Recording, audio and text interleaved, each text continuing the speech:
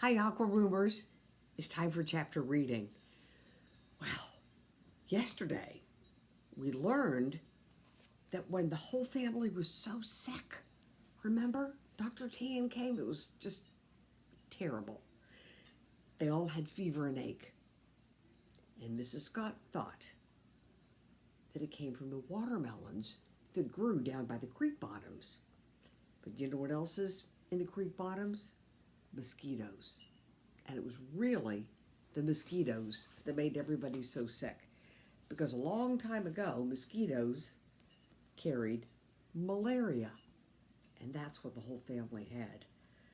Oh, that was an adventure. And speaking of adventure, our new chapter is Fire in the Chimney. The prairie had changed. Now, it was a dark yellow, almost brown, and red streaks of sumac lay across it. The wind wailed in the tall grass, and it whispered sadly across the curly, short buffalo grass. At night, the wind sounded like someone crying. Pa said, again, that this was a great country. In the big woods, he had had to cut hay and cure it and stack it and put it in the barn for winter. Here on the high prairie, the sun cured the wild grass where it stood, and all winter the mustangs and the cow could mow their own hay. He needed only a small stack for stormy days. Now the weather was cooler. Oh, and he would go to town. He had not gone while the summer was hot, because the heat would be too hard on Pet and Patty. They must pull the wagon 20 miles a day to get to town in 2 days. So Independence, the town, is 40 miles away. 20 miles one day, 20 miles the next day. 20 and 20 is 40. That's a long way to go. And he did not want to be away from home any longer than he had to. He stacked the small stack of hay by the barn. He had cut the winter's wood and corded it in a long cord against the house. Now he had only to get meat enough to last while he was gone. And he took his gun and he went hunting. Laura and Mary played in the wind outdoors. When they heard a shot echo in the woods along the creek, they knew that Pa had got some meat. The wind was cooler now, and all along the creek bottoms, flocks of wild ducks were rising, flying, settling again. Up from the creek came a long line of wild geese, forming a V for their flight farther south. The leader in front called to them behind him. Honk, he called. All down the lines, the wild geese answered one after another. Honk, honk, honk. Then he cried, honk, and honk, honk, honk, honk. The others answered him. Straight away, they flew south on strong wings, and the long lines evenly followed him. The treetops along the creek were colored now. Oaks were reds and yellows and browns and greens. Cottonwoods and sycamores and walnuts were sunshiny yellow. The sky was not so brightly blue, and the wind was rough. That afternoon, the wind blew fiercely, and it was cold. Ma called Mary and Laura into the house. She built up a fire and drew her rocker near it, and she sat, rocking baby Carrie and singing softly to her, "Buy low, baby bunting, Papa's gone a hunting to get a baby rabbit skin to wrap the baby bunting in." Laura heard a little crackling in the chimney. Ma stopped singing. She bent forward and looked up the chimney. Then she got up quickly, put Carrie in Mary's arms, pushed Mary down into the rocking chair, and hurried outdoors. Laura ran after her. The whole top of the chimney was on fire. The sticks that made it were burning up. The fire was roaring in the wind and licking toward the helpless roof. Ma seized a long pole and struck at the roaring fire, and the burning sticks fell all around her. Laura didn't know what to do. She grabbed the pole too, but Ma said, "Stay away." The roaring fire was terrible. It could burn the whole house, and Laura couldn't do anything. She ran into the house. Burning sticks and coals were falling down the chimney and rolling out onto the hearth. The house was full of smoke. One big blazing stick rolled on the floor under Mary's skirts. Mary couldn't move. She was so scared. Laura was too scared to think. She grabbed the back of the heavy rocking chair and pulled with all her might. The chair, with Mary and Carrie in it, came sliding back across the floor. Laura grabbed up the burning stick and flung it into the fireplace just as Ma came in. "That's a good girl, Laura.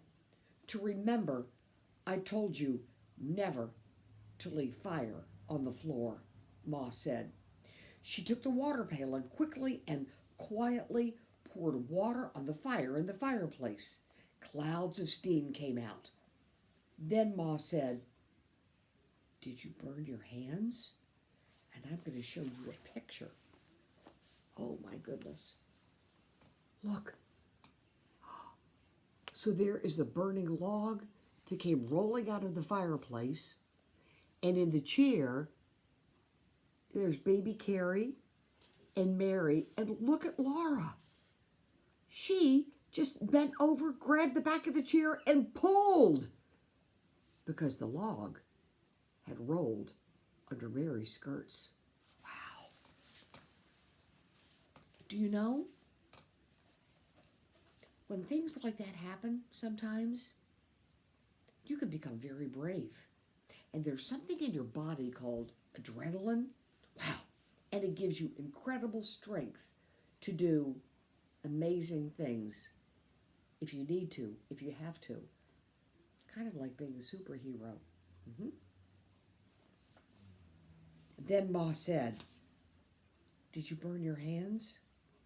She looked at Laura's hands, but they were not burned because she had thrown the burning stick so quickly. Laura was not really crying. She was too big to cry. Only one tear ran out of each eye and her throat choked up. But that was not crying. She hid her face against Ma and hung on tight. She was so glad the fire had not hurt Ma. "Don't cry, Laura," Ma said, stroking her hair. "Were you afraid?" "Yes," Laura said. "I was afraid Mary and Carrie would burn up. I was afraid the house would burn up, and we wouldn't have any house. I'm scared now." Mary could talk now. She told Ma how Laura had pulled the chair away from the fire. Laura was so little, and the chair was so big and so heavy with Mary and Carrie in it, that Ma was surprised. She said she didn't know how Laura had done it. "You were a brave girl, Laura," she said. But Laura had really been terribly scared. "And no harm's done," Ma said. "The house didn't burn up, Carrie's skirts didn't catch fire and burn her and Carrie, so everything is all right. When Pa came home, he found the fire out. The wind was roaring over the low stone top of the chimney, and the house was cold. But Pa said he would build up the chimney with green sticks and fresh clay and plaster it so well that it wouldn't catch fire again. He had brought 4 fat ducks, and he said he could have killed hundreds, but 4 were all they needed.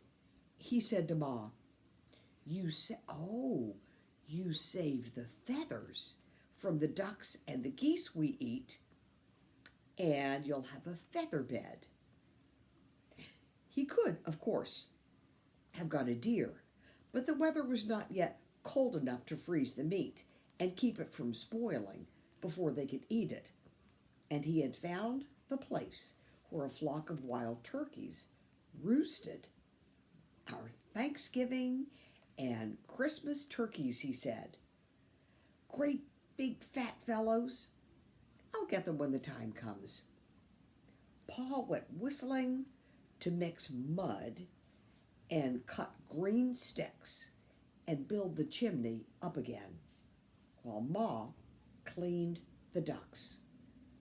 Then the fire merrily crackled, a fat duck roasted, the cornbread baked.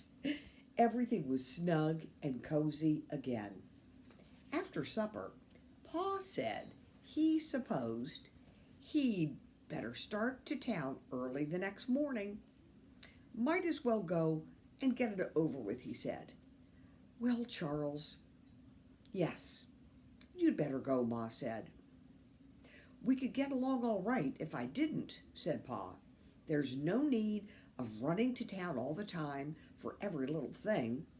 I've smoked better tobacco than that stuff Scott raised back in Indiana. But it will do. I'll raise some next summer and pay him back. I wish I hadn't borrowed those nails from Mr. Edwards. You did borrow them, Charles, Ma replied. And as for the tobacco, you don't like borrowing any more than I do. We need more quinine. I've been sparing with the cornmeal, but it's almost gone, and so is the sugar. You could find a bee tree, but there's no cornmeal tree to be found, so far as I know, and we'll raise no corn till next year. A little salt pork would taste good, too, after all this wild game.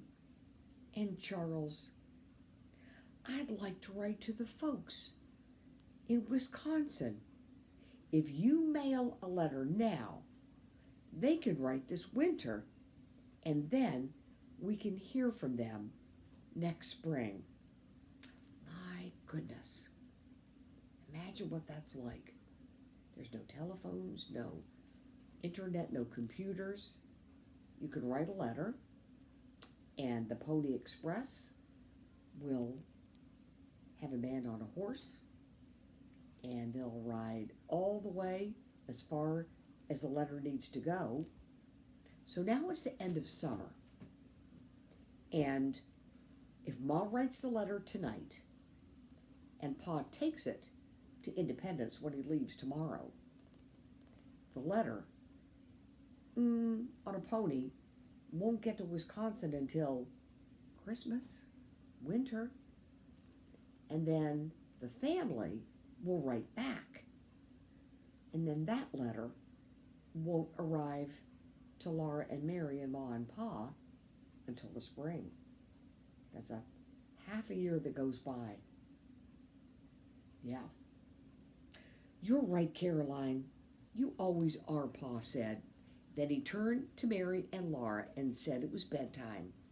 If he was going to start early in the morning, he'd better start sleeping early tonight. So, did you like that, boys and girls? Till tomorrow. we'll hear about the trip to town.